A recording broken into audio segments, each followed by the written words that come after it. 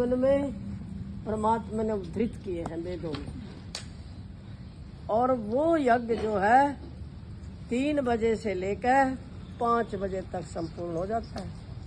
उसका नाम है ब्रह्म यज्ञ। और ब्रह्म यज्ञ उसको कहते हैं जो आत्मा और परमात्मा का ध्यान किया जाता है, चिंतन किया जाता है, उपासना स्तुति प्रार्थना की जाती है।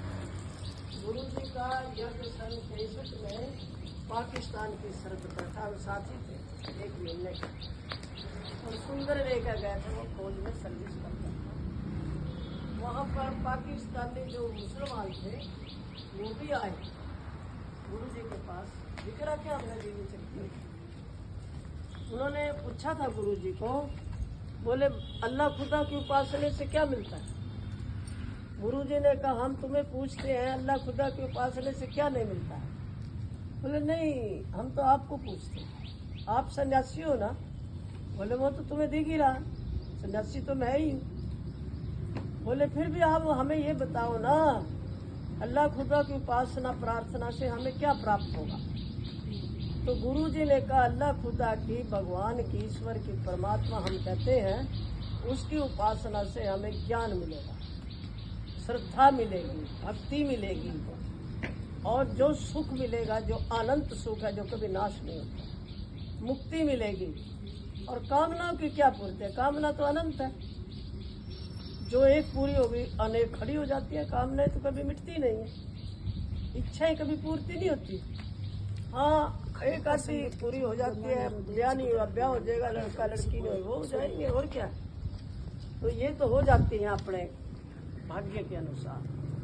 तो परमात्मा की मुक्ति सुख, जो अनंत सुख है, जिसको शाश्वत सुख बोलते हैं, जो कभी नष्ट होने वाला, उस मुक्ति के लिए हमने परमात्मा की स्तुति प्रार्थना उपासना चिंतन और मनन किया जाता है। और वो एकांत में होता है, दो वाक्य मौसम के बीच में नहीं होता। और यहाँ का था, ये गंगा है हमारी दाईं तरफ, और ये यमुना है बाईं तरफ, और नाभि से चलती है सरस्वती, और वो यहाँ तीनों मिलती हैं। ये त्रिवेणी संगम है।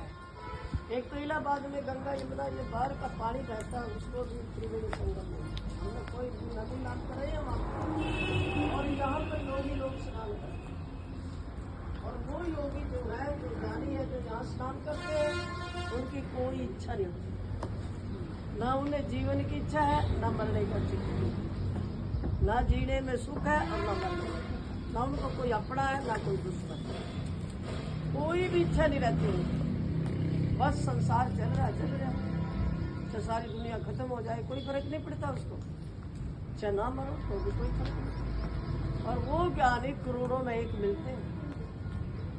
गुरु जी कहा करते थे कि मुझे इतनी लगन लगी थी उसको जानने की, परमात्मा को। हमने जीवन चरित्र में तो लिख ही रखा है कि जेठ का महीना और तपरी रिश्ता और मैं बोला गंगा, तो मैं भगवान के ओम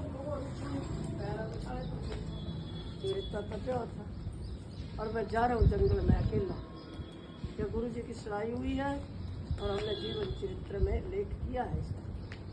तो एक मुसलमान था और बाढ़ खेत में लगी हुई थी, और वो मुसलमान कुछ खोद रहा था अपने खेत में, क्योंकि मुसलमानों का राज्य था यहाँ पर, और अंग्रेजों का भी रहा। 700 बरस मुसलमान और 250 बरस अंग्रेजों ने राज किया हमारे देश में। तो उसने सुन लिया, और जवान, मेरी उम्र 22 साल का, लोग वो खड़े हुए, और वो बुढ़ा 80 साल। उन्होंने कहा बेटा इधर आ मेरे पास।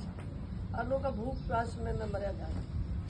लोग अपने घड़े में से उन्हें मुझे पानी पिलाया, और उसने मुझे कहा कि तेरे को अल्लाह जरूर मिलेगा, खुदा जरूर मिलेगा बच्चा।